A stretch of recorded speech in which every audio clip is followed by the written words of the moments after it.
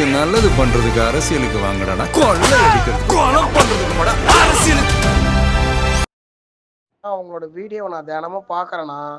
ஆனால் இந்த கூட்டணி பிரச்சனையை வந்து என்னதான் பண்ணுறதுன்னு தெரியல. இவனுங்க எதனா ஒன்று சொல்லிட்டு இருக்கானுங்க. ஒரு குழப்பமாகவே வச்சுருக்கானுங்கண்ணா எல்லாருமே. இந்த மீடியாக்காரனுங்க எதனா ஒன்று போட்டுக்கிட்டே இருக்கானுங்க. கூட்டணி போறாருன்னு சொல்லிட்டு அது உண்மையா பொய்யான்னு கூட தெரியலண்ணா உண்மையாலுமே. ஏன்னா மக்களே நண்பா என்னையா பங்கரமாக உட்காந்து வீடியோ போடுற அப்படின்னு நினைக்கலாம். எனக்கு இந்த வாய்ஸ் மெசேஜை கேட்டோடனே தூங்க கூட முடியலையா. அதான் எந்திரிச்சு உட்காந்து முதல்ல உங்களுக்கு ஒரு வீடியோவை ரெக்கார்ட் பண்ணி விட்டு அதுக்கப்புறம் போய் படுக்கலாம் அப்படின்னு முடிவு பண்ணிட்டேன். ஏன்னு கேட்டிங்கன்னா புலம்புறாங்க. அவன் சொல்கிறான் பாருங்க, அந்த பையன் என்னை குழப்பத்திலே வச்சுருக்காங்க. என்னால் முடியல. அஃப்கோர்ஸ் இன்றைக்கி ஃபுல்லாக நியூஸ் அதானே, பயங்கரமான நியூஸ் இல்லை. என்டிஏ அலையன்ஸில் வந்து தமிழக வெற்றிக்கழகம் இணைய போகுது. அதற்கான பேச்சுவார்த்தை நடந்துக்கிட்டு இருக்குது. அவங்கள்ட்ட மாவட்ட செயலாளர்கள்ட்ட ஒப்புதல்லாம் வாங்கிட்டு இருக்காங்க. அதில் நான் கிட்டத்தட்ட 70-80 பேருக்கு மேலே ஒப்புதல்லாம் கொடுத்துட்டாங்க. அப்படி இப்படின்னு ஃபுல் ஃப்ளாஷ் நியூஸ் எங்கே பார்த்தாலும். முந்தா நேற்றோ கூட வந்து பார்த்திங்கன்னா ஆதவர்ஜுனா வந்து ஒரு வீடு இடிக்கிற இடத்துல போய் அந்த மக்களுக்காக நின்னப்போ அவர்கிட்ட கேட்டப்போ ரூமர்ஸ்லாம் பதில் சொல்ல முடியாது, போங்க ஏன்னு சொல்லி சிம்பிளாக சொல்லி முடிச்சிட்டார். ஆனால் இப்போ திருப்பி இந்த நியூஸ் பயங்கரமான ஒரு பரபரப்பை ஏற்படுத்திக்கிட்டு இருக்கு. ஸோ இது உங்களுக்கு மிகப்பெரிய குழப்பத்தை ஏற்படுத்தியிருக்கும் அப்படின்னு எனக்கு தெரியுது. ஆனால் எனக்கு இதனால் உங்கள் மேலே கோபம் வருதுன்னு பார்த்தீங்கன்னா எனக்கு கோபமே வரலையா. சத்தியமாக கோபம் வரல உங்கள் மேலே, எனக்கு அனுதாபம் தான் வருது உங்கள் மேலாம். ஏன்னா எந்த அளவுக்கு நம்மளை வந்து மூளை இல்லாதவர்களாக இந்த திராவிட கூட்டங்கள் ஆக்கி வச்சுருக்காங்க அப்படின்னு நினைக்கும் போது சத்தியமாக எனக்கு உங்கள் மேலே பரிதாபமும் அனுதாபமும் தான் வருது. சரி, இப்போ அதெல்லாம் முடியா, நீ என்டிஏக்கு சேர போலையா, அதுதானே உங்கள் கேள்வி. ஓகே, என்டிஏக்கு சேர போலையான்றதுக்கு முன்னாடி உங்ககிட்ட ஒரு கேள்வி நான் கேட்கணும். தளபதி அவர்கள் முதல் மாநாட்டில் என்ன சொன்னார்? தன்னுடைய அரசியல் எதிரியாக திமுகவையும் தன்னுடைய கொள்கை எதிரியாக பாஜகவையும் அனௌன்ஸ் பண்ணார். கரெக்டாக? அரசியல் எதிரியாக ஏன் திமுக சொன்னார்? அவங்க ஒரு குடும்ப ஆட்சி பண்ணுறாங்க, அவங்க ஒரு ஊழல் ஆட்சி பண்ணுறாங்க, அவங்க மக்களுக்கான ஆட்சி பண்ணலை, அவங்க குடும்பத்துக்கான அரசியல் தான் பண்ணுறாங்க அப்படின்ற அந்த ஒரு காரணத்துக்காக திமுகவை அரசியல் எதிரியாகவும், பிஜேபி அப்படின்றது இந்துத்துவா அப்படின்ற ஒரு மத கொள்கையை மட்டும் வச்சுக்கிட்டு அவங்க வர்றதுனால அந்த மத கொள்கையை தன்னால் ஏற்றுக்க முடியாது அப்படின்றதுனால பிஜேபி கொள்கை எதிரியாகவும் வச்சுருக்காங்க. சரி, இங்கே நம்ம மேலே வைக்கக்கூடிய குற்றச்சாட்டுகள் என்ன? இப்போ இந்த கொள்கை கூட்டம் ஒன்று இருக்குது பார்த்தீங்களா, யார்? நாய் தமிழர் குரூப்ஸு, சைமன் செபாஸ்டியன் குரூப்பு. அவங்க என்ன சொல்கிறாங்க? இவங்கெல்லாம் வந்து கொள்கையினே இல்லைப்பா, அவங்களுக்கு ஒரு கொள்கையும் கிடையாது. அவராக இருக்கட்டும், ஏன் நம்ம நடுராத்திரி கட்சியை கழிச்சிட்டு போய் சேர்த்தாரு மக்கள் நீதி சமத்துவ மக்கள் கட்சி சரத்குமார், அவரை எந்த பேட்டியில் பார்த்தாலும் விஜய்க்கு கொள்கையே இல்லைங்க, அவரை பற்றி நீங்கள் பேசிகிட்டு இருக்கீங்க அப்படின்றது. இதை மீறி இன்னொன்று என்ன சொல்கிறாங்க, நம்மளை வந்து தற்கூரி கூட்டம் அப்படின்னு சொன்னாங்க. ஏன்னா நமக்கு வந்து அறிவே கிடையாது, விஜய்னா பைத்தியம், அவர் என்ன சொன்னாலும் தலையாட்டிட்டு போகக்கூடிய ஒரு தற்கூரி கூட்டமாக தான் இவங்க இருக்காங்களே ஒழிய அரசியல் தெரிந்த நபர்கள் இல்லை, கொள்கை கூட்டம் கிடையாது, கொள்கை பிடிப்பு கிடையாது இவங்கள்ட்ட அப்படின்னு இந்த 2 குற்றச்சாட்டை வச்சுக்கிட்டே இருக்காங்க. சரி, இந்த இடத்துல தளபதி அவர்கள் சப்போஸ் இப்போ என்டிஏ அலையன்ஸுக்காக போகிறாருன்னு வச்சுக்கோங்க, என்ன சொல்லுவாங்க பார்த்தீங்களா? நாங்கள் என்ன சொன்னோம், அந்த கட்சிக்கு கொள்கைன்னு ஒன்று கிடையவே கிடையாது. இப்போ பாருங்கள், கொள்கை எதிரி பிஜேபின்னு சொல்லிட்டு அந்த கட்சியில் போய் கூட்டணி வச்சுருக்காங்க அப்படின்னு நம்மளை முத்திரை குத்துவாங்களா குத்த மாட்டாங்களா? கொஞ்சம் யோசிங்க. அது மட்டும் இல்லாமல் அங்கே போய் சேர்ந்துட்டான்னு சொல்லிட்டு எப்படி இருந்தாலும் கொஞ்சம் பேர் தளபதி சப்போர்ட் பண்ண தான் செய்வாங்க. அப்போ அவங்க சொன்ன மாதிரி கொள்கை எதிரி பிஜேபின்னு சொன்ன தளபதி இப்போ கொள்கை எதிரி கூட போய் கூட்டணி வச்சுட்டா அவருக்கு நம்ம சப்போர்ட் பண்ணால் அப்போ அவங்க சொன்ன மாதிரி நம்ம தற்கொலை ஆகிடுமே. அப்போ நம்ம தற்கொலையா அப்படின்ற ஒரு கேள்வி வருது. இது மட்டும் இல்லாமல் வேற ஒரு குற்றச்சாட்டு வச்சாங்க. என்னது? விஜய் வந்து கட்சி ஆரம்பித்ததே பிஜேபி சொல்லி தான், அவரை இயக்கிறதே பிஜேபி தான், அதனால தான் அவர் பிஜேபியை எதிர்க்க மாட்டேங்கிறாரு. நீங்கள் பாருங்கள், திமுகன்னு மட்டும்தான் சொல்கிறாரு, பிஜேபி அவர் எதிர்க்கிறாரா? அப்போ இந்த நேரத்தில் தளபதி போய் என்டிஏ கூட அலையன்ஸ் வச்சா, அதாவது பிஜேபி இருக்கக்கூடிய அதிமுக கூட அலையன்ஸ் வச்சா அப்போ அவங்க சொன்னதெல்லாம் உண்மையாயிரும்ல. அப்போ தளபதி கட்சி வந்து பிஜேபி சொல்லி தான் ஆரம்பித்தாரா? அப்போ பிஜேபி தான் தளபதி ஏவி விட்டுட்டு திமுக ஒழிக்கிறதுக்காக இறக்கி விட்ட ஆயுதமா? இப்படின்ற கேள்விகள்லாம் வரும்ல. சரி, இது ஒரு சைடு இருக்கட்டும். அப்படியே இன்னொரு விஷயத்தை நீங்கள் நல்லா நோட் பண்ணி பாருங்கள். இப்போ தளபதிக்கு வந்து சிபிஐ விசாரணைன்னு சொல்லிட்டு ஆல்ரெடி 2 வாட்டி போனார். இப்போ 15ஆம் தேதி சிபிஐக்கு விசாரணைக்கு போகிறார். இப்போ இந்த நேரத்தில் கட்சியோட ஒரு அறிவிப்பில் கட்சி வந்து என்டிஏ கூட சேருதுன்னா, இப்போ கரூர் சம்பவத்தில் நாங்கள் யார் கொலைகாரன்னு சொன்னோம்? விஜய் தான் கொலைகாரன், விஜய் லேட்டாக வந்தனால தான் அங்கே இவ்வளோ பெரிய பலியாச்சு அப்படின்னு நாங்களாம் சொன்னோம். நீங்களாம் வந்து முட்டு கொடுத்தீங்க. இல்லை அவர் நல்லவர் தான், இங்கே அரசாங்கம் தான் சரியான பாதுகாப்பு கொடுக்கல, காவல்துறை சரியான பாதுகாப்பு கொடுக்கல அப்படின்னு சொல்லி தமிழக அரசு மேலே, திமுக மேலே பழியை தூக்கி போட்டீங்க. பார்த்தீங்களா? இப்போ பயந்துக்கிட்டு, சிபிஐ விசாரணை பயந்துக்கிட்டு அவர் என்டிஏ கூட போய் சேர்ந்துட்டாருன்னு சொல்லி இப்படி ஒரு குற்றச்சாட்டு வைப்பாங்க. இப்போ இவ்வளோ இருக்குது தளபதியை சுற்றி. என்னது இவ்வளோ இருக்குது? அவர் வந்து கொள்கை கொள்கை கொள்கை இல்லாதவர்ன்ற மாதிரி ஆயிரும். அவர் வந்து பிஜேபி ஏவி விட்ட ஆளுன்ற மாதிரி ஆயிரும்.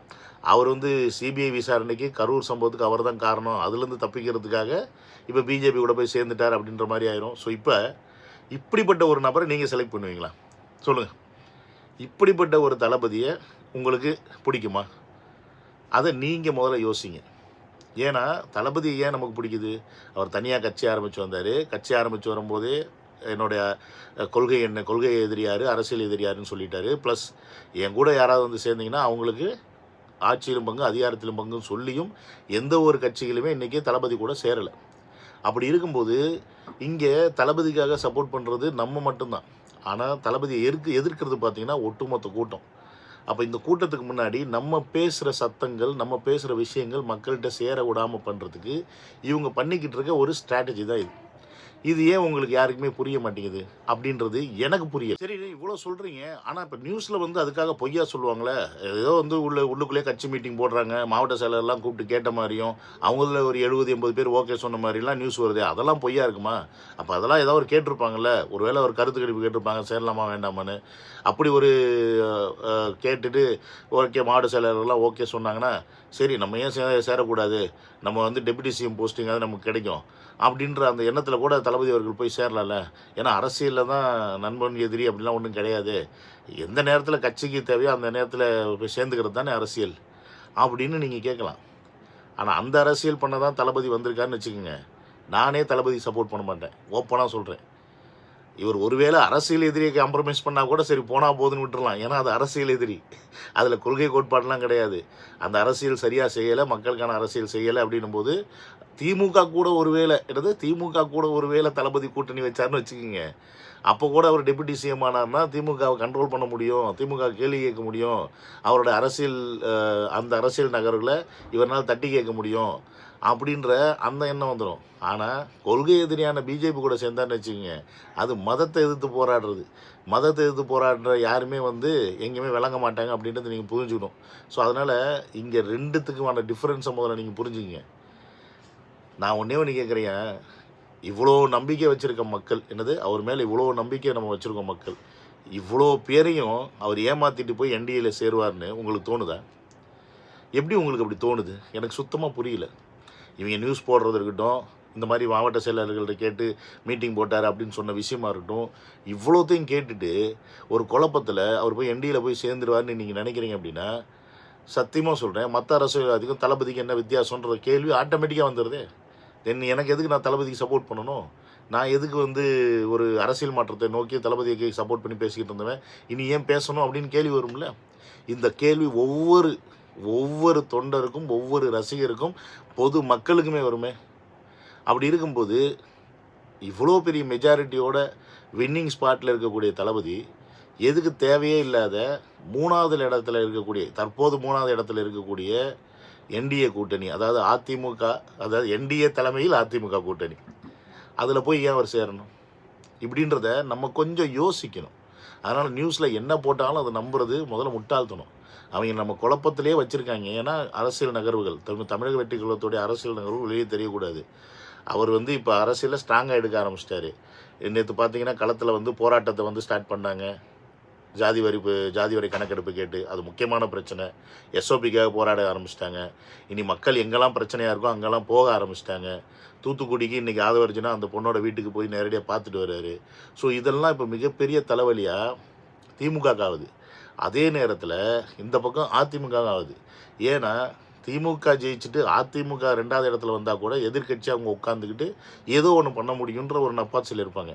ஆனால் இங்கே எதிர்க்கட்சியாக கூட வர முடியாமல் அதிமுக போயிருமேன்ற பயம். இங்கே விஜய் அவர்கள் வந்துட்டார்னா தமிழக வெற்றி கழகத்தை அடிச்சுக்க திமுகனால கூட முடியாதுன்ற பயம். 2 திராவிட கட்சிகளையும் தூக்கி போட்டு தளபதி ஒருத்தர் உட்காந்துட்டார்னா, மேஜராக மக்கள் சப்போர்ட்டர் உட்காந்துட்டார்னா, இந்த 2 திராவிட கட்சிகளும் அடுத்து எப்போதுமே தமிழ்நாட்டுக்குள்ளே திருப்பி ஆட்சி அமைக்க முடியாதுன்றது தான் நிதர்சனமான உண்மை. ஸோ இது நடக்கவே கூடாதுன்றதுக்காக தான் இந்த திராவிட கட்சிகள், இந்த கொள்கைவாதிகள், இந்த வேற என்ன சொல்கிறது, இந்த நாய் தமிழர் குரூப்ஸ் இவங்க எல்லாம் சேர்ந்து நம்மளை குழப்பத்தில் வச்சுருக்காங்கன்றதை நீங்கள் முதல்ல புரிஞ்சுக்கணும். சரி, அப்போ இந்த மாவட்ட செயலாளர்லாம் கூப்பிட்டு பேசினாரே, அதெல்லாம் உண்மையா? அதெல்லாம் வந்து உண்மை இல்லாமல் இருக்குமா? அதில் நிறைய பேர் ஒத்துக்கிட்டாங்களே சப்போர்ட் பண்ண அப்படின்னு நீங்கள் கேட்கலாம். Mark my word. என்னது? Mark my word. இது இந்த மீன்கள் இருக்குல்ல, மீன்களை ஒரு இடத்துல சேர்க்கணும்னா இறைய தூவணும். அப்போ தான் அந்த மீன் எல்லாம் வருமா? அந்த மாதிரி தமிழக வெற்றி கழகத்துக்குள்ளேயே இப்போ ஏகப்பட்ட கருப்பாடுகள் இருக்குது. இங்கே தமிழக வெற்றிகளுடைய கூட இருந்து நல்ல பேரும் புகழும் வாங்கி கொஞ்சம் பப்ளிசிட்டி ஆனோடனே அப்படியே ஏதாவது திராவிட கட்சிகள்கிட்ட போகிறதுக்கான ஐடியாவில் பல பேர் இங்கே இருக்கிறாங்க. யார்? பல பேர் தமிழக வெற்றி கழகத்தில் அந்த பதவியில் இருக்கவங்க இருக்கிறாங்க. இவங்களெல்லாம் நீங்கள் எப்படி ஐடென்டிஃபை பண்ணுவீங்க? ஒரு வாட்டி ஏதோ கூப்பிட்டோம், பேசணும், பதவி கொடுத்தோம், ஒரு பொறுப்பை கொடுத்தோம், அதை போய் பார்த்துக்கிட்டு இருக்காங்க. ஆனால் பொறுப்பை கொடுத்த எல்லாருமே திடீர்னு பிடிச்சிக்கிட்டு வராங்க. திடீர்னு தமிழக வெற்றி கழகத்துக்கு ஆப்போசிட்டாக பயங்கர பல விஷயங்களை பண்ணுறாங்க. அப்படின்னும் போது இவங்களெல்லாம் ஒரே கூட்டத்தில் இப்போ இணைக்கிறது. ஒருவேளை உண்மையாகவே இருக்கட்டுமே, தமிழக வெற்றி கழகம் வேணுக்குன்னே இந்த மாவட்ட செயலெல்லாம் கூப்பிட்டு, என்னப்பா நம்ம என்டிஏ கூட அலைன்ஸ் வச்சுக்கலாமா அப்படின்னு சொல்லி கேட்குறாங்க. இதில் என்ன பண்ணுவாங்க? 234 மாவட்டத்தில் இருக்க மாவட்ட செயலாளர்களில் ஒரு 60-70 பேர் இல்லை 80 பேர், ஆமாம் தலைவரே நம்ம போகலாம் தலைவரே, சிக்கலாக இருக்குது, இவ்வளோ ப்ரெஷர் இருக்குது, நம்ம ஜெயிப்புமான்னு தெரில, பேசாமல் நம்ம அங்கே சேர்ந்துடலான்னு சொல்கிறாங்கன்னு வச்சுங்க. அது அவங்களுக்கு போட்ட தூண்டில். மீன் சிக்கிருச்சுடா, தூக்குடா அத்தனை பேரையும், மாத்திர அவ்வளோ ஆட்களையும் மாற்றி புதால போடுறா அப்படின்னு சொல்லி நீங்கள் எழுதி வச்சுக்கிங்க. இன்னும் ஒரு 20 நாள்லேருந்து ஒரு 15 நாள்லேருந்து 20 நாளைக்குள்ளே மிகப்பெரிய ஒரு மாற்றமே வந்தாலும் வரும் தமிழக வெற்றி கழகத்தில் இந்த மாவட்ட செயலாளர்கள் பொறுப்பில் இருக்கவங்கள்ட்ட. புரியுதுங்களா? ஒருவேளை இந்த மீட்டிங் நடந்து அந்த மாவட்ட செயலாளர்கள் அப்படி சொல்லியிருந்தாங்க அப்படின்னா அத்தனை பேரையும் தூக்கி மாற்றிட்டு வேற ஆளை போடுவார் தளபதி. இதில் மாற்றுக்கிறதே கிடையாது. ஸோ இதில் குரூப்பில் வந்து இன்றைக்கி வந்து மேடி லிங்கேஷ், அதாவது வாய்ஸ் ஆஃப் லிங்கேஷ் பிரதர் கூட வந்து தனிப்பட்ட கருத்தாக தளபதி வந்து என்டிஏல சேர்ந்தால் அட்லீஸ்ட் ஒரு டிப்யூட்டி சிஎம்மாவது கிடைக்கும், இவ்வளோ ப்ரெஷர்லாம் இருக்குது, ஸோ அதனால் வந்து இந்த அழுத்தத்துக்கு இடையில் அவருக்கு வந்து சேஃப் ஆகணும்னா இதை போய் சேர்றது தான் நல்லது அப்படின்ற மாதிரி தன்னோட கருத்தை வந்து பதிவு பண்ணியிருப்பார் போல. நான் அந்த வீடியோ பார்க்கல, ஆனால் குரூப்பில் நிறையா பேர் பேசிகிட்டு இருந்தாங்க, நீங்கள் ஏன் இப்படி பேசுனீங்க, நீங்கள் எப்படி பேசுனீங்கன்னு. ஸோ இங்கே ஒவ்வொருத்தருக்கும் தனிப்பட்ட கருத்து இருக்கும். இப்போ தமிழக வெற்றி கழகத்தை சார்ந்த நபர்களுக்கே பேசாமல் இவங்க கூட போராடுறதுக்கு என்டிஏ போய் சேர்ந்துடலாமேன்னு இருக்கும். இல்லை அதெல்லாம் முடியாது, எங்கேயுமே சார் விட தனியாக தான் நிற்கணும்னு பல பேர் எழுதி பார்த்துட்டு இருப்பாங்க. இங்கே ஒவ்வொருத்தருடைய எதிர்பார்ப்பு கட்சி நடத்த முடியாது தளபதி. அவர் ஒரு பிளானோட கட்சியை ஆரம்பித்தார். அந்த பிளான் ஒரு மாதிரி போயிட்டுருக்கு. அவர் நினச்சது என்னென்னா, ஆட்சியிலும் பங்கு அதிகாரத்திலும் பங்கு கொடுத்தோம்னா கண்டிப்பாக நல்லவர்கள் நம்ம கூட சேருவார்கள் அப்படின்னு நினச்சார். ஆனால் அவருக்கு ஒரே ஒரு விஷயம் மட்டும்தான் இப்போ புரிஞ்சிருக்கும். அடா பாவிகளா, ஒட்டுமொத்த பேரும் ஃப்ராடு பயல்களாடா, ஏன்னா 1-2 பேராவது உருப்படியாக இருப்பீங்கன்னு நினச்சேனேடா. ஆனால் இப்படி எல்லா பயல்களும் இப்படி ஃப்ராடு பயல்களாக காசுக்காக போயிட்டு கட்சி கூட மாரடிக்கிற, கட்சி கூட கூட்டணி வச்சுட்டு கல்லாப்பட்டி கூட்டணியாக மாரடிக்கிறீங்களேடா அப்படின்னு இப்போ புரிஞ்சிருக்கோம் அவருக்கு. சரியான அரசியலை ஒருத்தர் செய்ய வரும்போது அதை யாருமே விட மாட்டாங்க. இவர் சரியான அரசியல் செய்ய வந்திருக்காரு அப்படின்றத நான் இப்போவும் நம்புகிறேன். இன்கேஸ் இப்போ நான் சொல்கிறேன், நீங்களாம் சந்தேகப்படுற மாதிரி, இந்த நியூஸ் கார்டெலாம் போடுற மாதிரி தளபதி அவர்கள் என்டிஏக்கு போய் சேர்ந்தால் அவரை எதிர்க்கிற ஆள் நானாக தான் இருப்பேன். இந்த வீடியோவில் சொல்கிறேன், அவர் என்டிஏ அலையன்ஸ் வச்சார்னா அவர் எதிர்க்கிற ஆள் நானாக தான் இருப்பேன். இது என்னுடைய வாக்கு. ஏன்னா அவர் மேலே வச்சுருக்க நம்பிக்கை எனக்கு அவ்வளோ இருக்குது. அந்த நம்பிக்கை அவர் உடைக்க மாட்டார் அப்படின்றது தான் நான் இப்போவும் நம்புகிறேன். அந்த நம்பிக்கை நீங்கள் எல்லோரும் வச்சுருக்கீங்க, மக்கள் எல்லோரும் வச்சுருக்கீங்க. இவ்வளோ பேருடைய நம்பிக்கை அவர் உடைக்க மாட்டார். கரூர் மக்கள் 41 குடும்பம் உயிரை இழந்துச்சு, அவர் மேலே ஒரு பழி வரல, ஒரு குறை வைக்கல. அந்த 41 உயிருக்கு நியாயம் கிடைக்கணும்னா அவர் என்டிஏக்கு போகக்கூடாது. அப்போ தான் அந்த மக்கள், கரூர் மக்கள், அந்த குடும்பத்தை இழந்த, அந்த உயிரை இழந்த அந்த குடும்பத்தில் இருக்கவங்க இவர் மேலே வச்ச நம்பிக்கை உண்மைன்னு அர்த்தம். அந்த நம்பிக்கைக்கு இவர் உண்மையாக இருக்கான்றது அர்த்தம். ஸோ முதல்ல இதை நீங்கள் புரிஞ்சுக்கணும். அனாவசியமாக இந்த நியூஸில் போடுறதெல்லாம் திருப்பி பார்த்துட்டு நீங்கள் குழப்பத்தில் இருந்தீங்க அப்படின்னா அது அவங்களுக்கு ரொம்ப வசதி. யாருக்கு? திருட்டு பயலுக்கு. இந்த குழப்பத்தை நீங்கள் உருவாக்கிக்கிட்டே இருந்தீங்கன்னு வச்சுக்கோங்க, நம்மளுடைய மிகப்பெரிய குழப்பம் கடைசியில் என்ன ஆகும்? கட்சியில் போய் குழம்பும். என்னென்னா அவங்க வேறு மாதிரி மைண்ட் செட்டுக்கு வருவாங்க. இப்போ எல்லாருமே வந்து என்டிஏக்கு போகிறத பற்றி பேசுகிறாங்க, மக்கள்லாம் பேசாமல் என்டிஏக்கு போனால் நல்லதுன்ற மாதிரி யோசிச்சுட்டு இருக்காங்கன்னு சொல்லி நியூஸ் அப்படி போடுவாங்க. தமிழகத்தை தாவைக்கினார், அவங்களே பேட்டி எடுப்பாங்க. 4 பேர் 7 பேர் 8 பேர் அங்கே இங்கே பேட்டி எடுத்துகிட்டு பரவாயில்ல அவர் சேர்ந்தால் நல்லது தான், சேர்ந்தால் நல்லதான்னு சொல்லிட்டு அவங்க ஆலையிலே வச்சு பேச வச்சு உங்களுக்கு இன்னும் கூட மைண்ட் வாஷ் பண்ணுவாங்க. ஸோ இது எல்லாமே நடக்கும். இதுதான் அரசியல். அரசியலில் நீங்கள் இருக்கணும்னா உங்களுக்கு தேவை தெளிவு இல்லைன்னா நல்ல அரசியல் பண்ண முடியாது. உங்களுக்கு தெளிவுலாம் வேண்டாம், எனக்கு வந்து பணம் தான் வேணும் அப்படின்னு நீங்கள் நினச்சிங்கன்னா அதுக்காக அரசியல் தான் தீய அரசியல், தீய சக்தி அரசியல். அங்கே போய் ஜாலியாக இருக்கலாம், நமக்கு போட்டியாக பணம் கிடைக்கும், வாங்கிட்டு கும்மி அடிங்க அப்படின்னு நான் சொல்லுவேன். ஆனால் இது எல்லாருக்கும் கிடைக்குமானா எனக்கு தெரியாது. ஏன்னா அங்கே இன்னமும் போஸ்டர் ஓட்டுறவனும் கொடிக்கம்பம் நடுறவனும் அதே லெவலில் தான் இருக்கிறான். வளர்ந்தவன் மட்டும்தான் வளர்ந்துக்கிட்டே போகிறான்றதை நீங்கள் மைண்டில் வச்சுக்கோங்க. ஸோ தேவையில்லாத உங்களுடைய இந்த சந்தேகத்தை இத்தோடு நிறுத்திட்டு தமிழக வெற்றி கழகம் என்ன பண்ணுது ஏது பண்ணுறதை பாருங்கள், குழம்பாதீங்க அப்படின்றத சொல்லி இந்த வீடியோ முடிச்சுக்கிறேன். See you on another video. Love you all. Take care. Bye.